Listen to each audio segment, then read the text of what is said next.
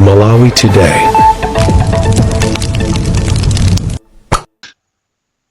Imene ndithu akuyendera pakali pano kumene imene inachitika ndithu pa 10 Oktoba 2025 kufikira lero asogolera atolemezeka lero lino ndi pa 114 days zomwe zikulipasa ndithu masiku amenewo ino ndine kuthamanga kupita mu Palestine mmene ndithu timakonda nthawi zambiri kuti tikamve mmene zinthu zikuyendera maka kwa anthu okhuzidwa zimene mukudziwa kunena kuti ndithu lero lino ndi pamene ndithu tinathamanga kupita kumeneko ku Palestine anatengera mwakaza kuti tikamve ndithu zokhuzana ndithu ndi 72 hours yomwe ili 3 days yapita yasogolera atolemezeka koma tifotokozera kapena kuti tinathamanga kumeneko ndithu kwa 10 Oktoba kumakwa lero ndithu omwe alipasira ndithu kunena kuti ndithu masiku atatu amene apita asogolera atolemezeka anthu ophedwa awiri komanso ovulazidwa okwana 9 zomwe zitipangisa fika chakuthamanga kupita sopano mpakana pa 71,662 ophedwa amenewo komanso mpakana ena okwana 171,428 amene nkukhala ovulazidwa. Izitu zindipangisa kupanga mmene timachitira mu nthawi zonse kuthamangira kumbana kucha kuti tikamve napeza ndithu kulibe china chilichonse masana kumawako kunalibireso china chilichonse komanso kumakwa lero kumasana kwa lero kunalibiretu chilichonse komabe chakumadzulo konkulu pamene tikumva nkhani yochokera ndithu ku Israeli asogolera atolemezeka yomwe anatipasira pa nkhani imene kumeneko yochokera ndithu kwa nkhani uja ochedwa Priyanka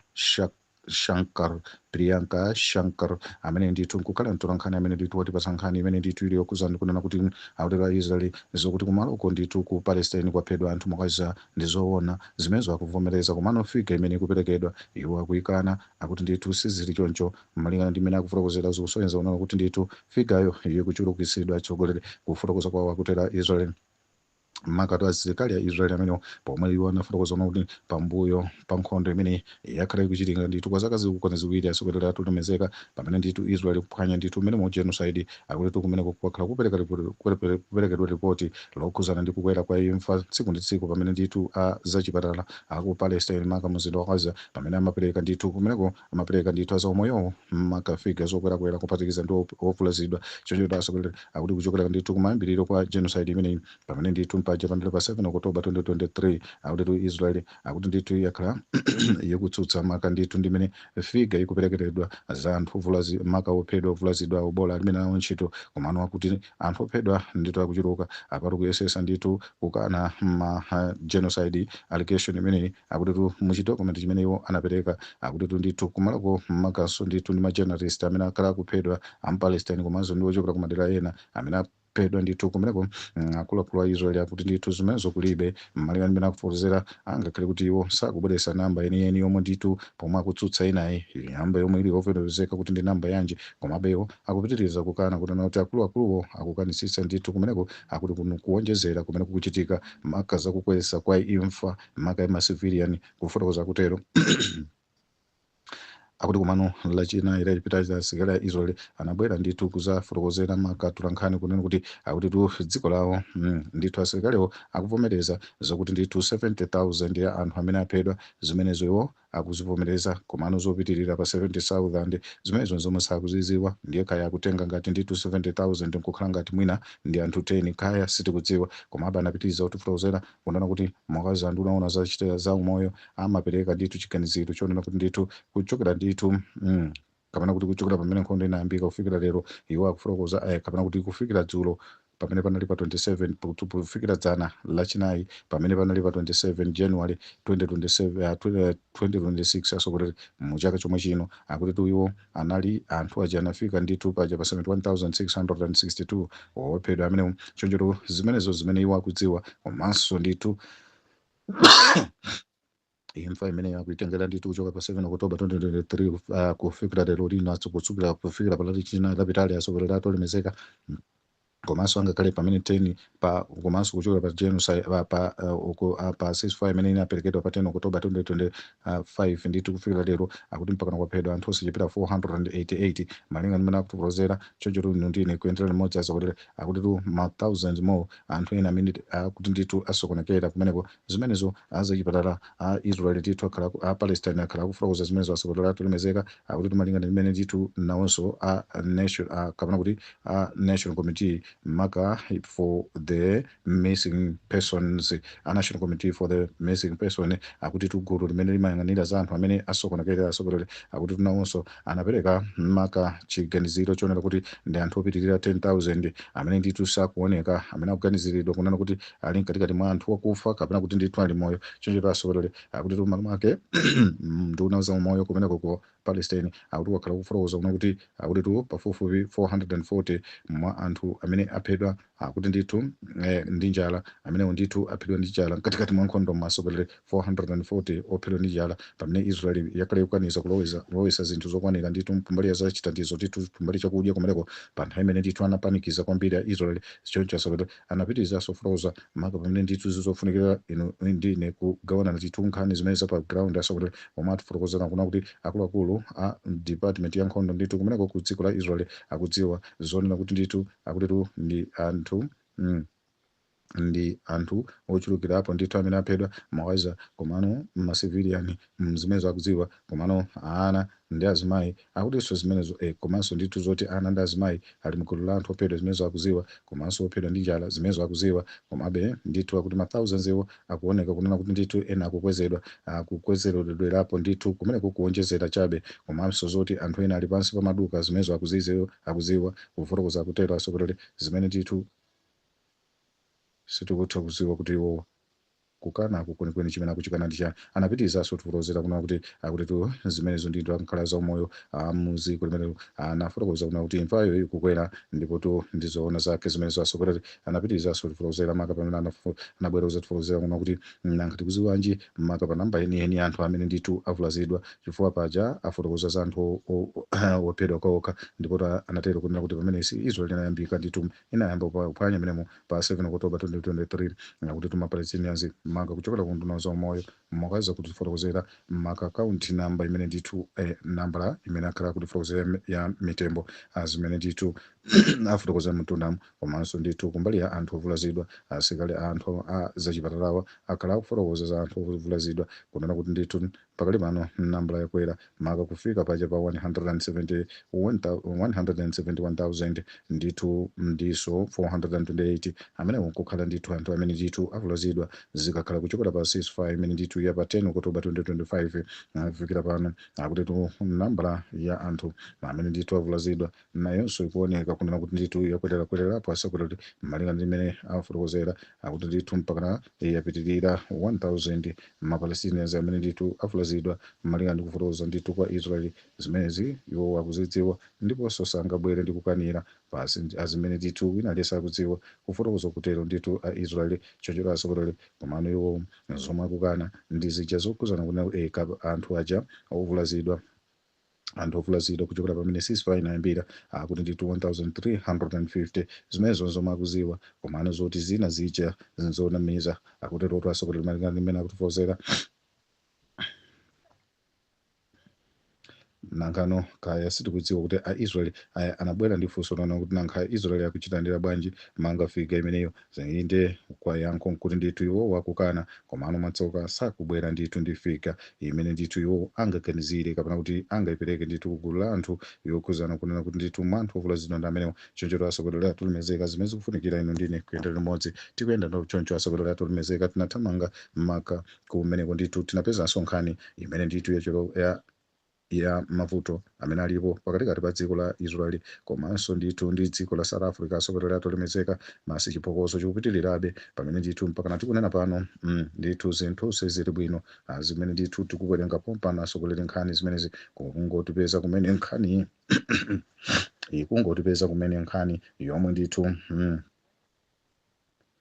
imene nkhani kuti ulowera kumene asogoleri atolemezeka nkhani yomwe ili ya bwino kwambiri maka ndimene ndithu zinthu zikukambiridwa apatu nkuti ndithu South Africa yapanga expel ndithu invo yonse ndithu ya Israel mdziko limene la South Africa. Asogoleri atolemezeka ndithu onse kumeneko ndithu foreign affairs ndithu mdziko limenelo ndithu nduna yona za maubale mdziko limenelo dziko la South Africa lalengeza maka kunena kuti ndithu mtsiku la lero akuti iwo lithamangisa ndithu awathamangisa akuluakulu ndithu a Israel omwe ndithu ali ku department imeneyo ya diplomacy chimeneko tu ndithu ambassador amenewo kuperekezanso ndithu ndi consulate posadziwa kwenikweni kake kuti consulate ikhuzidwa komabe basi ambassador ndithu ayithamangisa akuti zimenezo ndithu kuchokera pamene ndithu dziko la South Africa akuti lakhala ndithu likuiwonza kapena kuti la zuzula dziko limenelo kapena kuti akuluakulu amenewo akuti ndithu akupanga zinthu zosayenereka pomwe iwo akupanga ndithu violate diplomatic ndithu system akuti zimenezo akuoneka kunena kuti ndithu akuyipanga challenge maka umwini wa South Africa sakudziwa kuti ndithu iwo pomwe ali mdziko la South Africa sali ku Israel ali mu South Africa ndiye zochita zawo zimakhala ngati ndithu zokulakula mtima atsogoleri atolemezeka ndipo iwo athamangisa ndipo awapasa 72 hours yasogoleri yomwe ili 3 days kuti ndithu iwo apezeke ndithu mdziko la South Africa atachoka makamaka atsogoleri atolemezeka ku department imene ya international relationship atsogoleri atolemezeka and cooperation amenewa afotokoza lero lachisanu atsogoleri kunena kuti ndithu awapasa awa dzina lawo kuti real Sedman amene wa Sedman akuti ndithu awapasa ndithu nthawi yochepesesa kwambiri kuti achoke m'makamo embassy atenge ndithu 72 hours imene akhala atatuluka mu dziko la South Africa atsogoleri atolemezeka malinga ndi chintchito chawo chonunkha chimene akhala kuchita ndithu kumeneko kukhala ngati ndithu iwowo ndiye ali ndi gawo makala likulu kwambiri mu dzikoli pochita kunena kuti ndithu akudziwa kunena kuti gawo lawo ndi la sirimu ndithu kwambiri chonchero palibe ntchito imene akugwira apatu kuti ndithu pamene akuti akuaganizira ndithu Sedman akuti ndithu iwo ndi amene akhala akupanga insult ndithu kuipanga attack ndithu dziko la South Africa maka President Cyril Ramaphosa akuti akhala kumpanga ndithu atake ku social medias komanso mpakana ndithu mwadaladala akuti ndithu iye akuonesa kunena kuti ndi wolephera makaso ndithu angakhale akukhuzanso ndithu kumagundakunda za department ya military iwonso ndithu kumapita akuti ndithu mwawokha kumapita ndithu mpakana ku department ya military kumavizita chibwana ndipo kumaloko kumapita ndithu mopanda chilolezo atsogoleri atolemezeka akuti tu action imene ndi action imene ndithu akhala akuchita maka ndithu kumene kuli kupanga abuse maka diplomatic system imene ndithu zinthu mmene zimakhalira akuti tu kumene kukuononga kukulu kwambiri chochero akuti izi zimene zapangisa kunena kuti ndithu Vienna Convention kapena kuti kuphwanya malamulo amene ali ku Vienna Convention kapena kuti anavomerezana ku Vienna Convention choncho atsogoleri anapitirizaso kuti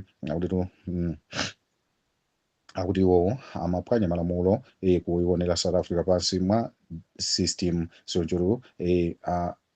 chikhulupiriro anachita ndithu mwakulowa ndipo malo mwake masi palibe kuchitira mwina angakhale kuti kuononga ubalewo masi uonongeke malinga ndi mmene department yafotokozera atsogoleri atolemezeka mu statement yawo mtsiku la lero dziko la South Africa limene choncho atsogoleri zimene zaonekanso kunena kuti tu anapemphanso boma la Israel kunena kuti ndithu apange sure kuti ndithu kusogolo kuno diplomatic wawo akhale ndithu munthu amene ndithu ali ndi mtima wofuna ndithu ubale ngati akufunitsitsa komabe ngati iwo sakufuna ngati sangalemekeze ubalewo basi zimene komanso ngati sangalemekeze dziko la South Africa kuti ndi dziko lozime palokha asaliganizire kukhala ngati ndithu ndi Palestine imene si Palestine ndipo kuyenereka ndithu kuyendera ma principle ndondomeko za mmene ndithu zinthu zimayenereka kukhalira choncho atsogoleri izi nkuti ndithu zimene zalengezesedwa ndithu msiku la lero ndi nkhani yokulirapo pang'ono komabe timangofunitsitsa kuti ndithu timveso pamene ndithu kapena kuti respondi yochokera ku dziko la Israel pomwe ndithu tamva kunena kuti ndithu nayonso Israel maka poyankha nkhani imeneyi tikumva kuti nayonso yapereka 72 hours atsogoleri atolemezeka kumpanga kick out ndithu ambassador wa dziko la South Africa kumeneko ku Israel mbasi kuti nayenso uyambe ndiponso popanda ndithu kupanganso popanda ndithu chikayiko zimene ndithu zikufunikira kutero malinga malinga ndimene atifotokozera apatu nkuti ndithu anthu wa kudulana ndithu malire kumene kwasogoleri akuti genocide case imene ndithu ilipobe akuti pamenepa zikuoneka kunena kuti mwezi omwe uno wamawawu umene tikuyambawu mkucha unasogoleri atolemezeka akuti pamene mulandu uja kupitirira sopano kumene ku International Court of Justice pamene musaiwale kunena kuti ndithu pacha palinso ndithu kuthekera palinso chikalata chija choti Benjamin Netanyahu amangidwe ndithu kambaka zimene iwo akupanga ndithu anapanga ndithu ku Israeli chonjero pamodzi ndithu ndi nduna ija yoona za chitetezo imene ndithu ananama kunena kuti ndithu inatula udindo pansi pomwe ndithu iyewo unamveka kuti ndithu akhwizingidwa aphedwa chonjero asogoleri kuti ndithu onsewo ndithu akuyenereka kuti akumane ndithu kumeneko kuti kumeneko ndithu nayenso diplomatic wankulu ndithu kumeneko ku dziko la South Africa yemwe ndithu ali kumeneko anali ku Israeli Shawn Edward akuti tunayenso ndithu waonesedwa 72 hours azimene ndithu tafotokozera chonjero asogoleri izi nzina zimene zinafunikira kuti inu ndine tidziwisane pamene tu South Africa akuti ilinganganga ndithu kumbuyo kwa ndithu Palestine ndithu kuyimira Palestine kuti ndithu ikhali ndi dziko loziyimira palokha akuti tu ubale umene wakuluakulu pamene ndithu analyzers ndithu mdziko la South Africa pamene anautenga kuusuzumira kuti kodi unasokonekera liti ubale wa dziko la South Africa kumodzinso ndithu ndi dziko la Israeli akuti unaonongeka kuchokera ndithu pamene dziko la South Africa linabwera pa ubale kapena kuti inatenga utsogoleri m'manja mwa anthu akuda kuchosa m'manja mwa azungu mu 1994 akuti pamene panalembedwa constitution yatsopano mu 1995 mdziko la South Africa kungoona policy ya diplomacy kapena kuti ya foreign ndipo ataiona policy ya foreign akuti Nelson Mandela anazalankhula ndithu akuti pamkumano wina pamene ndithu iye anazafotokoza kuuza dziko lonse la South Africa komanso dziko lonse lapansi kunena kuti South Africa pamene ndili pano sikuyenereka kukhala pa ubale ndithu dziko la Israeli malinga ndi mmene Israeli ikuchitira maka kwachita ma Palestinians kumeneko ku Middle East zimene zitu asogoleri akuti ndithu zinalankhulidwa kuchoka pamenepo ubale wa Israeli ndi dziko la South Africa unali wowawasa kwambiri pano mpakana ndithu wafika posaluma mano posathira madzi kuwawasa kwambiri asagolera nkalikhale kuthira madzi kupweteka chonjero pamene athamangisana ambassadors zikuyembekezereka kunena kuti ambassador wa South Africa akutulukire mdziko la South Africa within 42 hours komanso ambassador wa Israel mu South Africa atulukire ku Israel within 72 hours zimenezo zimene apasirana mtsiku lachisanu pomwe pali pa 30th of January 2026 asogolera pamene Ramaphosa waimanga yemwe amati ndithu ndi papeti pano waonekera poyera kuti kodi Azuma ndi amene anali papeti Mbeki ndi amene anali papeti komanso Mandela ndi amene anali papeti kuphatikiza ndi Kgalema Motlanthe mu dziko la South Africa ndi amene anali mapapeti chifukwa zonsezi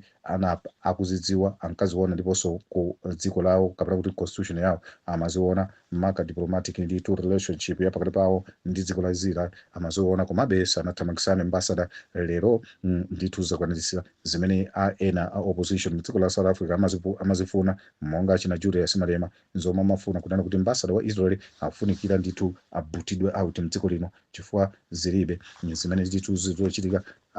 analyzers asogolera atolemezeka atafufuza pa nkhani imeneyi maka kuona kunena kuti ambassador wakhala akusokoneza zochuluka kwambiri maka wa dziko la Israel muno muzimene mu dziko la South Africa akuti ndithu mpaliso allegations ena amene iye awaonekera kunena kuti anthu ambiri anafotokoza kunena kuti mbuyomo akuti ndithu Israel abwera maka ma Israelist abwera ndithu mu dziko la South Africa kuchokera ndithu ku mene ku Israel omwe ali ndithu pafupifupi more than 4000 ndipo anati atatowa pasina kwane ndithu miyezi iwiri iwo amapezeka kunena kuti ndithu alikale ndi madocument okhala mdzikolo komanso nkuyamba kugula ndithu ma properties kumeneko kula malo ndithu kumene ku Western Cape asogolere komwe ndithu RDA amaganizira kunena kuti ndithu afuna kudula dziko kumene kulikhale dziko lozimira palokha maka ku Western Cape komwe kuli ku Cape Town mzinda chonjero asogolere akuti zimene zinkachitika choncho akuti atafufuza mpeza kuti ndithu ambassador ameneyo ndi amene amapanga libolonje limene lasogolere dziko osalibula kulitenga ngati lawo pamene ndithu iwo ndi amene amakonza njira ma access kuti ndithu anthu aja azilowa molumikizana ndi Home Affairs yemwe Shawn akuti Shawn dan tamuiwala dzina yemwe ndithu ndi Home Affairs watsopano mdziko la South Africa yemwe ndithu ali wachipani cha DA according to GNU imene ndithu ikusogozedwa pakale pano ndipo anthu amenewa analowa mwakathithi ndithu pamene ndithu shuwa ni shwaiba amene ndithu anakwanisa kupanga zimene zasokolera akuti mpaka anthuwo apa tikunena pano ali madocument tito woti ndi ma South African citizens choncho asokolera akuti anthu amenewa ndi amene ndithu mukudzera ndithu maambassador ameneyo ndi amene amapangisa zonsezo komanso mpaka ma access of lowa ndithu kwa ma Palestinians amene anangobwera kudzera ndithu pa ndege yochokera ndithu kumene inazapanga via ndithu Kenya amene ndithu anabwera mu dziko la South Africa ndipo akuti zimenezo ma access of information ena amachokera kwa mkulu ameneyo kuphatikiza ndithu ndi kaja ka office kamene anakagwira ndithu ndi ma Kenyans amene ndithu anachitira deportation aja akuti zimenezo nayenso mkulu ameneyo amapanganso connect ndithu pa nkhani imeneyi akuti ndithu akuwapeza ndithu akuti achita zochuluka kwambiri ndithu mdziko limenelo zomwe ndithu zaonesanso posachedwa popa akuti nduna kapena kuti mfumu yaikulu ndithu ya mtunduja wachixhosa yemwe ndithu ndi King Dalindyebo amene ndithu anapea visit kumeneko ndithu ku dziko la Israeli zomwe ndithu zinapereka ndithu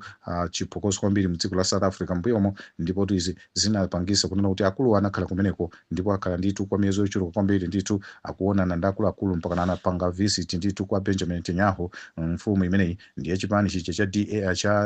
cha EFF zomwe ndithu mpaka na Julius Malema anadana ndithu ndi zimene mkuluyu wapanga Dalindyebo ameneyu King chonchuru kumeneko kwa Xhosa uko akuti King Dalindyebo chirasta chine chakasogoleri chosuta fodya waosati pang'ono makachamba choncho asogoleri ndipo mapeto ake anapeya ndithu kumeneko zomwe ndithu anadandaula anthu ambiri mu dziko la South Africa kunena kuti ndithu dziko la South Africa likuzuzula zimene zikuchita Israel kumachokanso anthu akuluakulu ngati King kumakapezeka kumeneko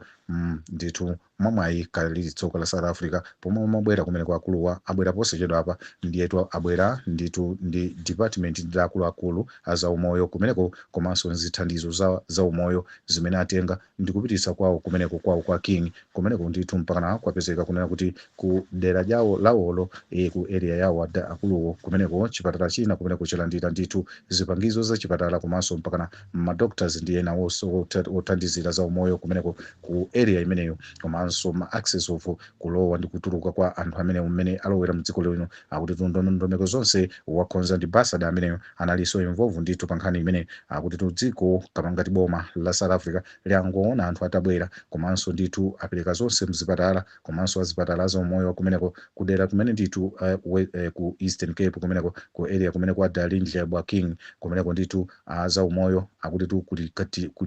kuli katiti kumeneko za umoyo ndithu pena paliponse malingana mmene akufulozera akuti zimenezo Dalindyebo ndi amene apangisa zimenezo pamene ndithu za umoyo kumeneko maka MEC wa za umoyo ku boma limenelo atamfusa zikumveka kunena kuti iye anangoona King akubwera ndi anthu ndipo analibe kuchita chinji chonse kwawo kulandira chochita asogolezi zimene zidakali pakauniuni komanso King nthawi inayi ndiyonse titha kumva Dalindyebo kunena kuti boma litha kwizinga maka pakuti nawonso azipangira zinthu mosadusa boma komanso choncho asogolezi zimene timangokulumani tiyendere limodzi koma zimenezo ndi nkhani yayikulu kwambiri yomwe boma pakali pano lili pakauniuni pa nkhani imene ndithu ya Dalindyebo tiyendere limodzi musatisiye tokha tinatuluka kumene kwasokolera tamezeka ku Palestine komwe ndithu nkhani imene timakhuza ya South Africa ndi yakonko ku Palestine kapena kuti konko ndithu ku conflict ya ku Palestine tiyendere limodzi tili ku Middle East konko asokolera tinanyamuka pang'ono kukwera kantunda pang'ono ndithu ulendo chakumpoto pang'ono komane ndithu tinakumana ndi dziko limene mu Syria zimene ndithu ino ndine zinafunikira kuti ndithu tizikasuzumira kumeneko komene ndithu kuli ceasefire ja 15 days asokolera lero lino tikupeza nkhani yokhuzana kunena kuti akuti tukudishi jakagulu kamene ka SDF akuti kavomereza makazolo wa mu Syrian government asokolera tulimezeka kuti ndithu akakhale kumeneko ku Syrian force zavomerezedwa asokolera malingana akutifozera ndipo ino ndine uthamanga pamene ndithu nkhani woti pasira sanzi tchule dzina zimene timadandaula ndithu kwambiri timafuna dzina lizibwera ndithu malingana ndi mmene ndithu zinthu zimayenera kukhalira asokolera koma atifolozera kunena kuti ndithu asilikali a Syria makudishi akuti avomereza maka ndithu agreement imene ndithu avomereza ndi boma maka kuti iwo akhala akulowa nonso pano ndithu kumeneko ku army ya Syria choncho asokolera tulimezeka akuti tu aja interim government yomwe ndithu ya Damascus akuti ndithu mafaita amene akuti ndithu anapanga mphamvu ndithu anamenya mphamvu ndithu kumeneko kumpoto kwa dzikoli akuti kumeneko makudishi pomwe ndithu kagulu kameneka ka Syrian Democratic Force SDF akuti ndithu akapamwantha osati masewera mawiki apitawa komanso ndithu mpakana kanasowa kulakalaka ndithu katazifukulira pansi komabe pena paliponse pamene amalowa asilikali a Syria awalowa pamenepo ndithu mathandizo onse izitu zimene ndithu zinali zovuta kusowa pa control pakuti ndithu malo ena onse ndithu kumeneko anali atalandidwa izitu kuchokera ndithu pamene Bashar Assad utsogoleri wawo unagwa kumeneko ndithu mu 8 December ndithu 2024 chonchero anthuwa anasowa pokhala malingana nawonso ndithu poona kuti ndithu zinthu zavuta maka amayamba kupanga libolonje ndithu mudzikolo angakhale kuti ndithu kunali kuti ndithu boma linawo pasa ndithu anagwirizana nawo mu Machi chaka chatha 2025 atsogoleri atolemezeka komabe iwo samasangalatsidwa ndithu kuti ayambe kulowa m'manja mwa utsogoleri wa munthu wina atsogoleri yemwe ndithu anali wa opposition kumeneko yemwenso amamuyitana kukhala kuti ndithu chigawenga Jolani lero lino ndi amene ndithu amugwadire zimawanyatsa kwambiri atsogoleri atolemezeka m'mapeto ake Jolani yemweyo anadzuka ndithu ndi ame yake kwakhwereza ndithu kumeneko ndikuwatenga mpakana kuasesera ndithu ku 90 degrees kumeneko kuntunda kumalire ndi Turkey komwe ndithu Turkey nayonso inalita yasama kumeneko ndithu kwafunafuna anthu amenewa kuti ndithu awatafunire limodzi kumeneko zinali zovuta kuti iwo panalibiretu ndithu zochita malo mwake ndithu basi anazipereka kupanga surrender atsogoleri atolemezeka malo onse kumeneko ndikutengedwa ndithu ndi asilikali amenewo ndithu a Syria azi ndithu kumeneko anthu amapasa ndithu ufulu amene ndithu analibe ma identity card kamba kuti ndithu anali ndi m'manja mwa zigawenga zomwe zinalibe boma zomwe zinalibe ma access of information zina zonse zofunikira azi ndithu anthu amene ndithu amasokozedwa ndi boma kunalibe zonsezo ndipo anthu ako apasa ma identity cards omwe apasa ndithu kuti kuchokera pa tsiku limene linachitika 15 days kuyamba kuti kufikira mpakana ndithu pa 5 February ndithu wina aliyese apezeke kuti ndithu walembesa maka identity card choncho atsogoleri zimene zinaoneka kunena kuti ndithu akuluakulu amenewa basi chawo kunalibe ndithu kumeneko mapeto ake akuti kunena kuti mkumano wawo umene ndithu adakali sanamalize komabe zikuoneka kunena kuti ndithu avomerezana kumeneko maka kuti ndithu leadership umene wa Ahmad al-Sharaa iwo wandithu akhala akulamulidwa ndi Ahmad al-Sharaa komanso iwo apanga examine maka amene ndithu ali wofunikira kuti akalowe ku Syrian Army akalowe kwa awo amene ndithu ali ndi milandu imene ndithu anayichita mu nthawi ya Bashar Assad akuyenereka kuti ndithu afesane ndi milandu yawo azimene malamulo mmene amakhalira atsogoleri atolemezeka zimene zikuoneka kuti ndithu avomerezana koma zambiri zovomerezana ndikhulupirira kunena kuti inu ndine tikuyenereka kuti ndithu tikhale tikuzisatira malingana sikuti zimangokhala zongovomerezana iyayi komano pamakhala ndithu ma agreements amene amafunikira kunena kuti atiyalire komanso tife tiwamve angakhale kuti ena amakhala ndithu asecurity komabe amakhala ena amene amatulusidwa poyera azi ndithu mmene mafunikira ndithu transparency and accountability ndi momwe ndithu zimakhalira atsogoleri atolemezeka ndine kuyendera limodzi azimene ndithu akutifuluzira kuna kuti ndi history maka mdziko la Syria kuchokera ndithu mpaka pa 14 years yadusaya atsogoleri kapena kungoti 15 sopano akuti tukwapezeka ndithu kulamulira kwa al-Sharaa in 14 month imene ndithu in 14 month only imene ndithu akuti akwanitsa kukagwetsa ndithu kagulu kameneko kaja ka Bashar Assad akagwetsa in 14 month komanso akwanitsa kugwetsa ndithu gulu lonse la ISIS kapena kuti ISIL kumeneko in 14 month zomwe zili zonse zizocheza zimene atsogoleri kumachitatu uku Israel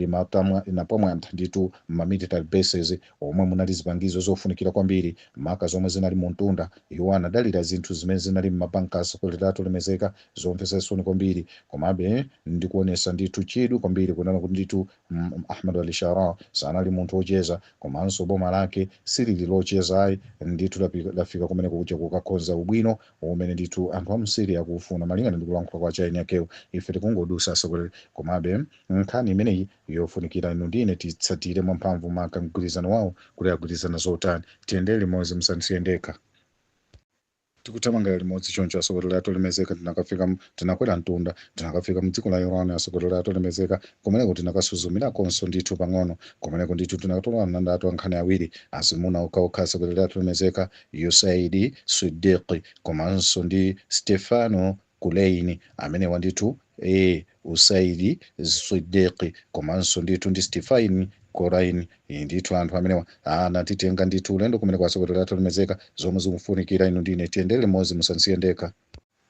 mnali kummawa kwambiri ndithu lero lino kumene kwasokolera tamika chamma 10 minutes past 6 yakumawa kwa lero Iran akuluakulu a Iran akuti iwo anabwera kunena kuti ndithu anabwera iwo kuzafotokoza maka za iwowo anabwera kuzafotokoza za mmene akhozekerera maka kupanga defend dziko lawansi kuti latulemezeka ngati ndithu America mmene ikuopsezera ndithu ngati ingachita atake mudzikoli akuti tiwo afotokoza kuna kuti ndithu ali ndikuthekera ndithu kupanga defend dziko lawo ndithu mmanjira yamphamvu ndithu kwambiri azimene ndithu iwo wakonzekerera malingana kufotokoza kwawo akuti iwo kukonzekera kukhala kukupitirira maka pa conflict imene ilipo kapena kukangana koma kulipo pakali pano kwa pakamwa ndi pakamwa choncho asogoleri anafotokoza kutero nduna yoona za mulembi wa kunduna mulembi wa department ya za chitetezo mdziko la America amene wakhala ndithu Pete Hegseth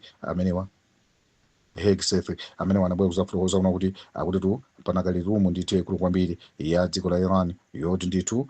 pali kuthekera kuti pasakhale kapena kuti pakhale diru ina iliyonse kuti ndithu America isapanga ataki mdziko limenelo komabe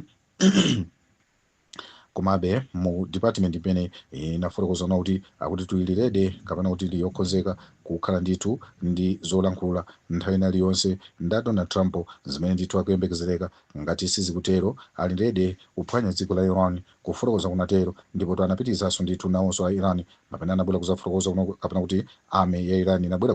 kuzalengezesa kunena kuti akuti tuyo ali ndi zida maka zatsopano mtundu wa madrones akuti ndithu atsopano amene ndithu ali a strategic amene ndithu ali wokwana 1000 akuti ndithu ndi a strategic ndithu new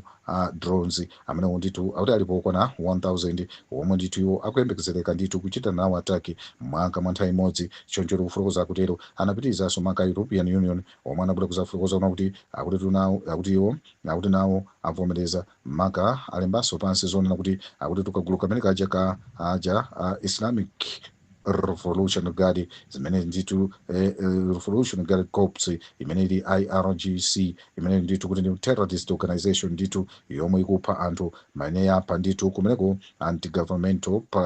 protesters akuti ndithu amenewa ndi amene apha anthu onse aja kumeneko jasokolera atalemezeka akuti pamenepa ndithu palibenso kuchitira mwina kagulu kameneko kayika ndithu basi mugulu loti ndi kamene ndithu kali ka terrorist ndithu mdzikolo komanso kuapasa ma sanctions anthu amenewa komanso kuonjezera akuluakulu ena mdziko la Iran kuapasa ma sanctions akuti izi kuphatikizamonso ndithu ndi aja interim minister a Iran foreign minister a Iran iwonso anafotokoza kutero maka awa kuti ndithu a European Union atenga chiganizo chimenechi maka pothira ma sanctions ena kumeneko kugulu limenelo ya IRGC choncho iwo alowa mu list ndithu ya terrorist organization ndithu akuti ndithu iwowo akugwira ntchito mwa illegal ndipo ndi ma illegal politicians afotokoza kutero ndipo Iran foreign minister Abbas Araghchi omwe anabwera kuzafotokoza nawonso kuna kuti akuti level ya zokambirana kwa iwowo ndithu ndi tekilero lachisanu yokuzana pamodzi ndithu ndi akuluakulu a Iran ndithu zili lero kumene kwasokolera atolemezeka tiyendere limodzi musandisiye ndekha pothamanga aswero atolemezeka pa kota pasti imene kota pa 6 kuma Iran inabwera kuzapereka chiopsezo maka ndithu kunena anabwera kuzafotokoza kuti akuti tu Iran ikuopsezedwa ndi zida za nkhondo zimene ndithu za America zomwe zili kukafa aswero atolemezeka kulankhula kunatero a Iran anazaperekanso nawonso chenjezo kunena kuti asilikali amene kapena kuti zida za nkhondo za kapena kuti military ya America ikangopanga action ndithu akuti tu akumana ndi mavuto ochuluka kwambiri ndithu posayendera ndithu kuti America ndi chiyani komabe iwo akukanitsitsa maka ndithu chiganizo choti ndithu azingolitenga dzikolo kukhala ngati ndithu si dziko loziyimira palokha zimenezo ndithu akukana Iran amenewo anafotokoza akuti kulankhulana zalankhula pa State TV kumeneko ndithu ku Brigadier General Muhammad Akramania akuti tu amenewo analankhula zimenezo ndithu lero lino poyankha kumeneko ku Tehran asogolera atolemezeka akuti tu iwo ali ndithu anafotokoza kuti alibe tu limited maka sizingafanani ndi mmene zinthu zinalili muchuni asaganizire zimenezo. Pamene ndithu American aircraft akuti ndithu inazangobwera ndithu ndikupanga zimene ndithu iwo zimafuna, komanso kuchayina mophatikizana ndithu mdziko la Israel popanga attack ndithu air strikes ndithu against Iran. Zimenezo musaganize kuti ndithu ulendo uno zikhale ngati zofewa choncho. Asogolera atolemezeka akuti ndithu akramania kapena kuti akraminia anafotokoza choncho asogolere kunena kuti ndithu anafotokoza choncho kunena kuti American aircraft ndithu imene anapanga exercise kuti ndithu anali serious, ndiponso ndithu inali yoti ndija inali ndithu capability opadera kapena kuti ukadaulo opadera. Komando ulendo uno ndithu zimene ndithu awonjezera zidazo kumeneko ku gafu akuti ndithu ku chigawo chimenechi zikuperekabe ndithu gawo komwe ndithu kuli ma ranges oti ndithu akhoza kupereka ndithu akuti malo mene alimo ife akuti iwo ali ndi ma ranges oti ndithu akhoza kukafikira ndithu pamenepo potumiza ndithu ma missiles, komanso iwowo kufikira ndithu mudzikoli potumiza ma missiles ndithu zimenezo zikhoza kuchitika, zomwe ndithu zikupereka vuto lalikulu kwambiri asogolere akuti ma Americans akuti ndithu ma Americans asakwanitsa ndithu pamene zaonetsera kuti ndithu Trump akufuna ndithu kuchita zinthu mwachangu panga maka kufuna kupanga operating ndithu mdziko la Iran mwachangu mwina pomatha 2 hours yokha. akuti zimene zikuzokhala ndithu kuti athana nazo asogolera operation yawo yatha. akuti malingana ndi pamene ayima komabe ndithu anatipasa gawo komanso anatipasa mapo amene ndithu pamene Iran yayimira komanso ndi nyanja imene yakhalira komanso ndithu ndi mmene zidazo zilili m'madzimo maka zida zimenezo ndithu zida za America akuti tiwasogolera atolemezeka tikamaziona ndithu zikuonesedwa ndithu ndi mamax ofira mmene ndithu zaonekera kunena kuti dziko la Iran alizungulira ndithu America ndi zida zimene ndithu zazunguzidwa ndithu zapamadzi alizungulira ndithu dziko la Iran. Asogolera atolemezeka malingana ndi mmene aonesera ndithu pamapo inu ndine poti mapo pakamwa pasangaoneke. Tiyende limodzi asogolera musansiye ndekha. Abbas al-Ghashi anazayankhulanso ndithu. Abbas al-Ghashi asogolera atolemezeka kunena kuti anali atatulukira ndithu ku Istanbul mateno kuloko yakumakwalero asogolera atolemezeka anali atatulukira ndithu ku Turkey kukakambirana ndithu ndi akuluakulu aku Turkey maka amene ndithu ali Hakan Fidan yemwenso ndithu ndi nduna yona za mawale kumeneko kuti akambirane maka za mavuto amene alipo apakati pa Iran ndithu ndi dziko la America. Choncho asogolera ati m'malo mwake Saudi Arabia maka ku nduna za chitetezo kumeneko Prince Khalid bin Salmani al Saudi anafotokoza kuna kuti akuti tu akumana ndithu ndi akuluakulu a dziko la America akuti ndithu kuphatikizamonso ndithu ndi mlembi wa dziko la America ali Marco Rubio komanso ndi akuti secretary wa za chitetezo kumeneko Peter Sezgi, ndipo iwo munthawi ya mkumano akuti tu anaende munthawi imene iyo apanga visit kumeneko ku Washington DC, ndipo izi zimene zinapangisa kunena kuti akuti tu America akuti ndithu anachilandira maka chiganizo popitiriza anatiuza nkhani yoonera kuti ndithu America apatu ndi munthu wa nkhani tikupereka mitu ya nkhani asogolere pamene tafotokoza kunena kuti nduna yona za chitetezo mdziko la Saudi Arabia inakakumana ndi akuluakulu America nkhani imene inadusa mutu wina wa nkhani anatifotokozera kuti America akuti ndithu yalandira maka chiganizo chimene European Union yopangira ndithu gulu lija la IRGC ndithu yowo achilandira ndithu chiganizo chimenecho kuti ndithu kameneka ndi ka terrorist group komanso Muhammad Ragha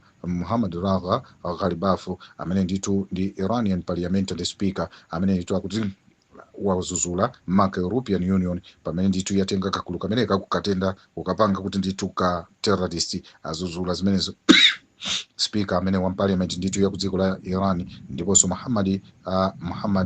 el-Baradi amene ndithu ndi former director maka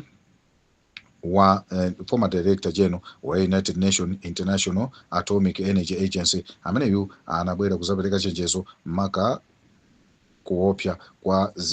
kwa military action imene ndithu angachite America maka mdziko la Iran kumene kukhale kuopya kwakukulu kwambiri komanso sizokhazo mpakananso ndithu gulu limenelo mu Iraq akuti ndithu zikhozofanana ndi mmene zachitikira ndithu mdziko la Iraq nkhondo imene ndithu America inachita mmeneko ndiye ndi kuopya kwakukulu kwambiri. Iye anabwera kuzapereka chenjezo mapeto ake anapempha kunena kuti zimene zisachitike komanso ndithu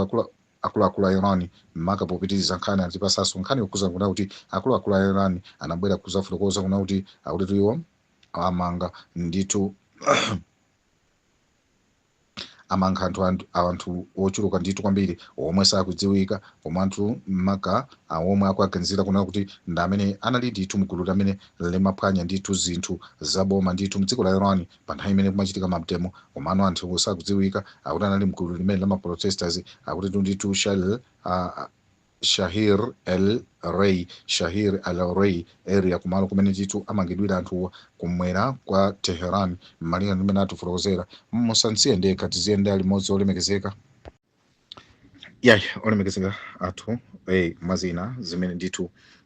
Haqqani Faidan zomwe afotokoza ndi zokuzana kuauza ndithu anduna za maubale mdziko la Iran Abbas Araghchi kuauza kunena kuti iwo akuyenereka ndithu kuti apange zotheka maka kunena kuti ndithu apite akakumane ndithu mdziko la America akakambirane maka pa zimene ndithu zizofunikira kutero maka pokana kunena kuti ndithu pakhale conflict ina iliyonse yokuzana ataki potsimikiza ndithu Haqqani Faidan amuuza ndithu Abbas Araghchi kumufotokozera kumutsindikizira kunena kuti ndithu Turkey akuti ndithu sikulowera nawo maka pa nkhondo ya dziko lina lililonse ndi dziko lina lililonse iwo sakulowerera ndiye malo mwake pakufunikira kunena kuti pazakhala chikhulupiriro maka chimene chokuzana kunena kuti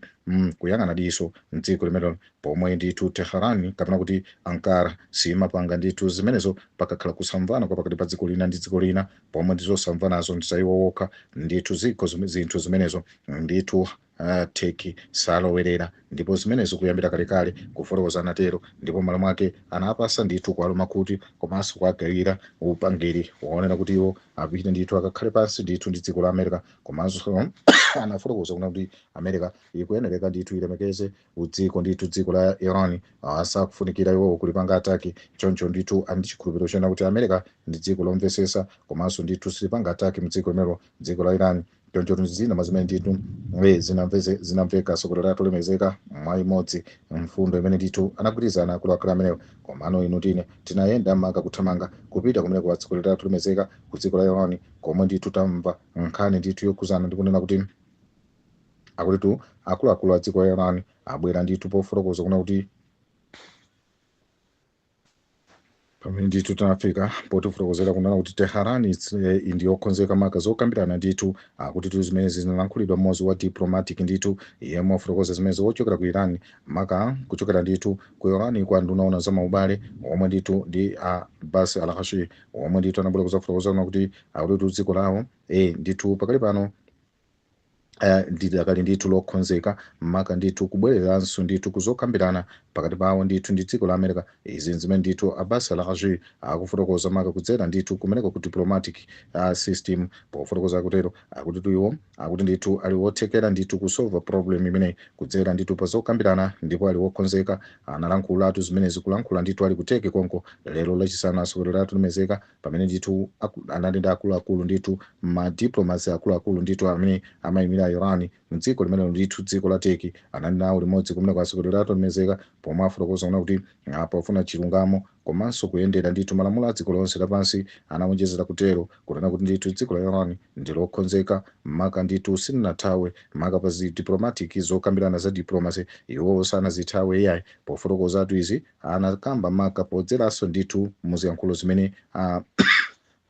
pressure imene ndithu anayilandira kudzikoda ndithu kudziko limene dziko la Turkey choncho tasokolera akuti iwo kuti sanayamba panga ndithu give up pa nkhani ya zokambirana akuti zimene zinambe zachitika adi ayi akuti iwo amalankhula zimene ndithu pamene anali pa dialogue ndithu kumeneko pamene ndithu anali atakumana ndi akuluakulu ndithu osiyanasiyana ku dziko la Ankara kumeneko komwe kuli ku Turkey choncho tasokolera zimene zofunikira inu ndine kuyenderera limodzi komabe angakhale zinali choncho panali nthawi ndithu imene tinayipeza nkhani imene ndithu inali yochokera kumeneko ku dziko la Turkey makapo amene ku dziko limene dziko la Iran pomwe ndithu amafotokoza asilikali a Iran kunena kuti iwo ali wokonzeka kubwereranso ku nkhondo ndi dziko limenelo dziko la Iran ndithu amene ndi dziko la America akuti Iran asilikali iwo ali wokonzeka komanso sizokhazo angakhalenso ndithu akuluakulu ena a Iran omwe anabwera kuzafotokoza kunena kuti akuti Iran ilibe ndithu plani yoti mpakana kukhoza kupanga ndithu meeting ndi akuluakulu a America anafotokoza kutero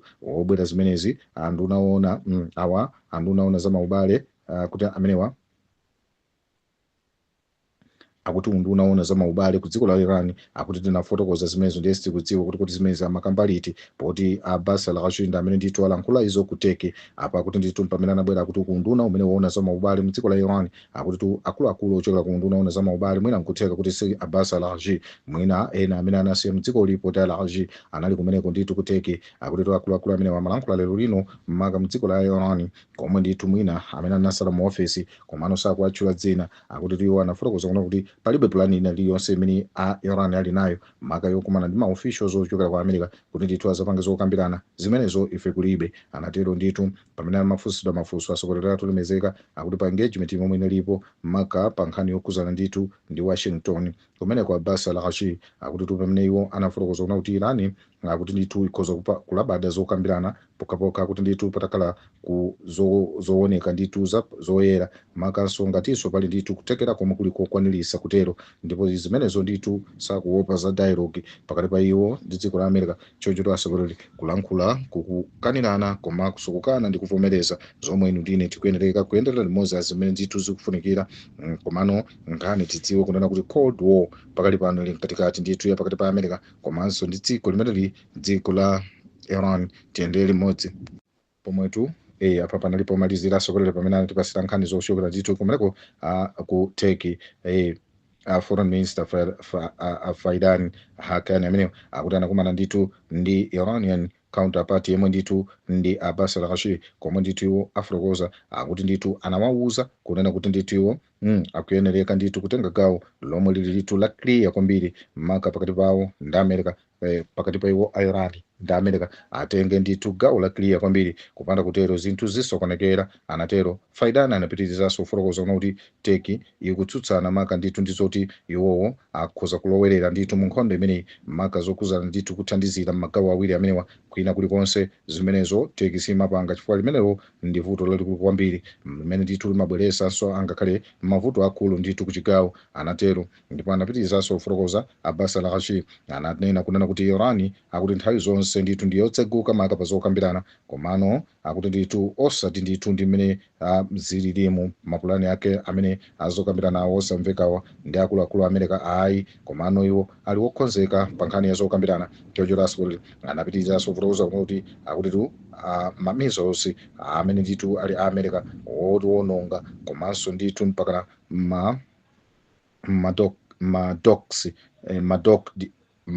madokedi akuti ndithu nawonso akuti ndithu ali kapena kuti missiles wononga America akuti ndithu ayikidwa kumeneko kummawa ndithu kumawa ndithu kapena kuti kumusi kwa dziko limenelo dziko la Israeli akuti ndithu padoko lija lochedwa Elite akuti ndithu kumeneko ayimitsidwa osati masewera America wononga ndithu amene ayang'ana mu dziko la Iran kufotokoza kutero akuti ayimikidwa kumeneko ndithu ku dziko la Israeli anafotokozanso kuna kuti akuti America maka nkhani ya zida za nkhondo ikukula ndithu kwambiri ku chigawochi pamene ndithu pabwera chiopsezo chimenechi akuti kwakutulidwa zida za nkhondo za America akuluakulu athu olemekezeka dziko la Iran tikunena pano ndithu lazunguzidwa ndithu nyanja zonse mpaka na ku Gulf uku kuchokera ku sea mpaka na ku Gulf kwazunguzidwa ndithu kumeneko zida ndithu zimenezo za America choncho zomwe zizovuta kwambiri atsogoleri athu olemezeka komanso mtsogoleri wa dziko la Iran amene ndithu akhale ndithu Pezeshkian Massoud anazandandaula maka zokuzana kuti dziko lake lili lokonzeka maka kuyankha pompo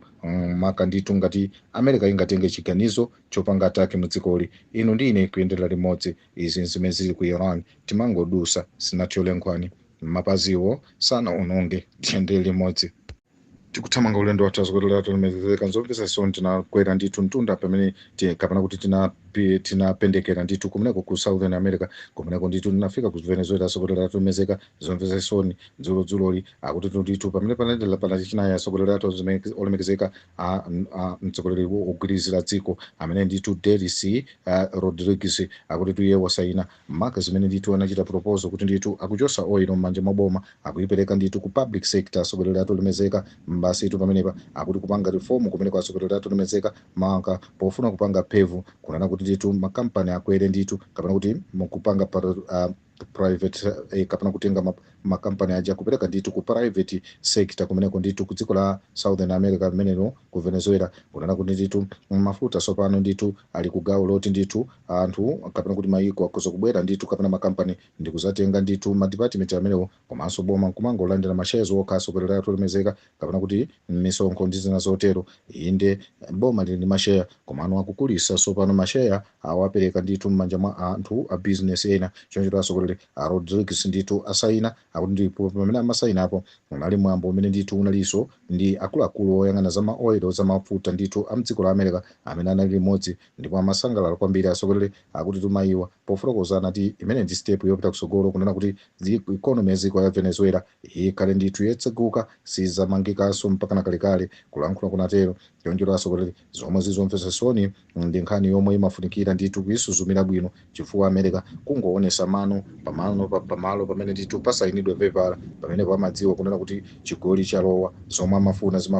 amafuna zateka pamene Maduro ali kundendaso kuti amene ndithu akuyembekezereka kuti miyezi iwiri kubwera azabwerereso mkhoti amabweranso ndithu kuzapereka chiopsezo a dziko la America kunena kuti ndithu maiko onse amene ndithu akupakulira mafuta mu dziko la Cuba akuti maiko amenewo akhale pa mavuto ndithu ochuluka kwambiri pamene ndithu America akuyembekezereka kunena kuti akonze ndithu zofunikira kwa apasa maiko amenewo pakuti tu mdani wa America iyeyo asakhale nzakeso wa America akuti nzake wa mdani wa America asazakhaleso ndithu nzake wa America amene mzake wa mdani wa America ameneyo America samamfuna kuti akhale pa ubale ndipo m'malo mwake ampasa amukhwizinga ndi zokhwizinga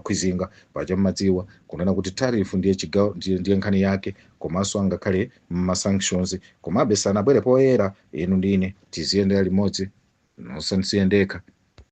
kuthamanga sokolera kulemezeka tinachoka ku Southern America tinathamanga ulendo ku Russia ndi Ukraine kumene kuti kupeza nkhani makatu palero lino Friday lachisanu sokolera 30th of January 2026 masiku okwana 1436 imene ikhale 38 asokolera atolemezeka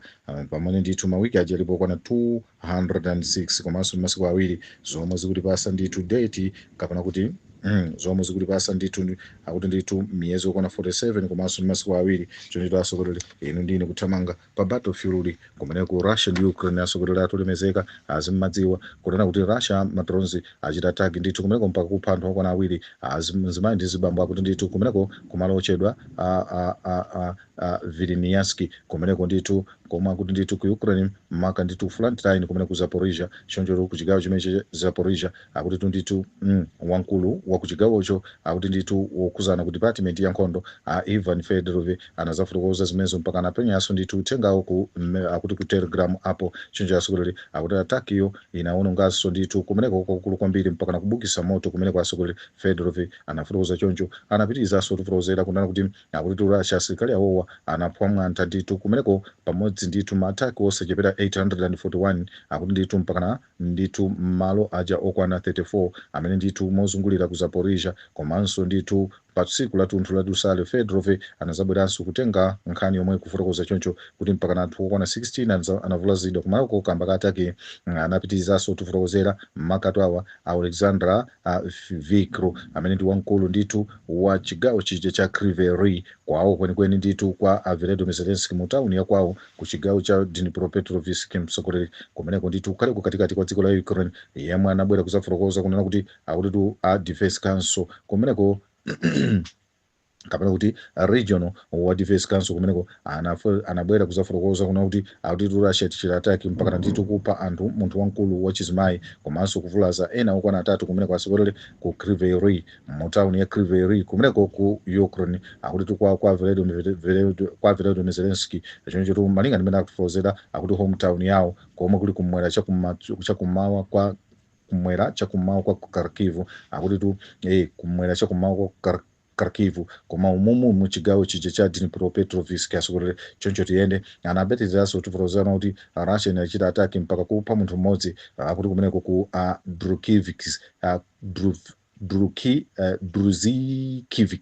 Druzhkivka kumeneko kukale ku chigawo cha Donetsk asogoleri akuti ku munthu mmodziyo akuti ndithu akuti munthu mmodziyu akuti ndithu mpaka anavulazidwa kumeneko ku katini choncho to asogoleri kumeneko ku chigawo chomwe cha Kharkiv anafotokoza choncho akuluakulu ndithu akumeneko malinga ndi mmene ndithu Kyiv inafotokozera kapena kuti Kyiv Independent News mmene ndithu inabweresera nkhani anapitizanso kufotokozera nkhani maka ndithu zoona kuti imfa yakweranso ndithu kamba kataki ka imfa yakweranso ndithu kumene ku Odessa paningana ndi ataki imene ndithu Russia inachita kumeneko mu tsiku lachiwiri ladusa lija asogoleri akuti mpaka yafika ndithu ifayo pa anthu folo kumene ndithu kunavulazidwa nzibamboso ndithu kumeneko yomwe anayikidwa ku chipatala akuti tu lachinayi lapita lija akuti ndithu wamkuluso ndithu ameneyo waku Odessa kumbali ya department ndithu ya military nawonso ndithu anafotokoza zimenezo Asahi Isaki anazayikira umboni nkhani imene anapitizanso kufotokoza maka kunena kuti akuti tunawonso a Ukraine apanga attack ndithu ya madrones kumeneko akuti ndithu mpakana aphwanya ndithu apa ndithu wogwira ntchito ndithu ku chipatala kumeneko ndithu ku Graivolon hospital kumeneko ku Russia asogoleri mu chigawo chija cha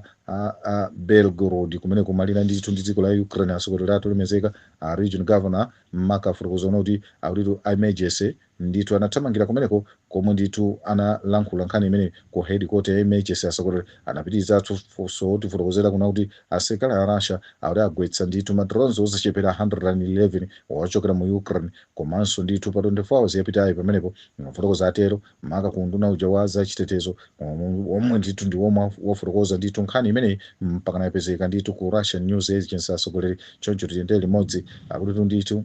mavuto a magetsi zimenezo tikutule komabe ku nkhani ya ceasefire zokambirana za ceasefire akuti Ukraine ndithu akuti akuluakulu a Ukraine ku headquarter ndithu kumeneko akuti ndithu apereka ndithu kapena kuti apereka afotokoza zokuza ndithu ndi ma war prisoners kuwo atsimikiza kunena kuti ma war prisoners amene awalandira makalandira mitembo ya ma war prisoners amene afera ndithu kumeneko okwana 1000 asilikali amene kuchokera ku Russia akuti ndithu meneyo ndi exchange imene yangochitika kumene choncho asogoleri Kremlin inabweranso zafotokoza kuna kuti akuti Vladimir Medinsky amene ndithu akuti ndithu atsimikiza maka zokuza ndikunena kuti akuti framework kapena kuti ndondomeko imene aja Istanbul Agreement yomwe ndithu yoti mitembo ipasiridwe ndithu abwezeresane mitembo yokwana 1000 akuti yakwanira zateka ndithu malinga ndi kufotokoza kwa akuti Medinsky nawonso ampitizanso kufotokoza kuti mitembo yokwana ndithu 38 imene ndithu ndija imene ndithu ya asilikali a Russia omwe anafa ndithu frontline ndipo ayipereka ndithu ku dziko limenelo dziko la Russia choncho andunaona za maubale a Sergei Lavrov mdziko la Russia amene wandamwera kuzafotokoza kuti Russia akuti ndithu sina wone maka ndithu ceasefire document imene ndithu ikuchokera ku dziko la Ukraine asogoleri atolemezeka manga mu 20 points plan imene ndithu Donald Trump anapereka yomwe iwo anayipanga deliver kumeneko akuti ndithu Russia sanayione maka asogoleri apa pamapeto pa nkhani yathu ya lero choncho lino ndine timapempha kwa Allah ngati ndithu pali kulakwika kuno kukonse nkatimo Allah tikhululukire kuchokera kwa amene atipasira ife amene tapanga pamodzi kuphatikiza apanga deliver mpaka namvera amen choncho asogoleri ndi nthawi imene inu ife timapempha kwa Allah manga zabwino kuti Allah apereke zabwino kwa azibale athu tikuyendera nawo limodzi maka kwa amene ndithu onse amene ndithu ali okhulupirira komanso ndi ena onse makatu kuchokera kwa iwo ndi azibale awo ndi ena onse amene ali chifupi ndiwo alandire zabwino kwacho sazoyipa choncho asogoleri basi zabwino za moyo uno pakananso wam'manda ndiso akhira amin choncho asogoleri ndi nthawi imene timapempha kwa Allah komanso kupempha kuyamika timayamika pa zimene ndithu takhati kupempha mbuyo mukuti tizipezeka kutsogolo kuno lero tapezeka alhamdulillah amin komanso ndikupempha kuti ndithu moyo wakutsogolo ngati ulipobe nafenso tizakhale nawo limodzi zamkati mwa mmenemo ndithu tizapeze kugawa kwa gera azibale athu amin ndi nthawi imenenso timapempha chikhululuko kwa azibale athu maka zolakwa zonse zimene ife timalakwa amin jazakallah chochito asogoleri athu limezeka kwathu kupempha kwa Allah kuti ndithu wina lesa akhale ndi usiku wopambana komanso azakhale ndi tsiku labwino kwa amene angakwanise kupeza tsiku lina amin jazakumullahu khairan timakunyadirani usiku wabwino jazakumullahu khairan wassalamu alaikum warahmatullahi wabarakatuh